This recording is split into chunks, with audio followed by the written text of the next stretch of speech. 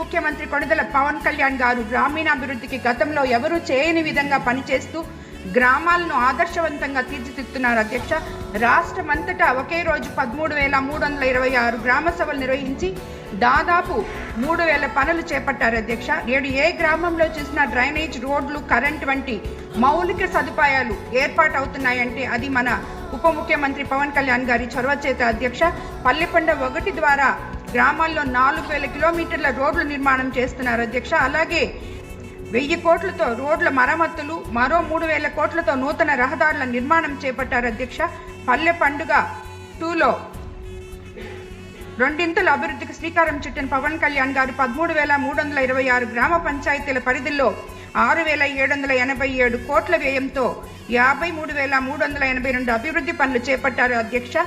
ఎంతో గుంతలమయంతో గత 5 సంవత్సరాల్లో ఒక తట్ట మట్టికి నోచుకొని ఈ పంచాయతీలన్నీ ఈరోజు పండుగ చేసుకుంటున్నారు అధ్యక్ష.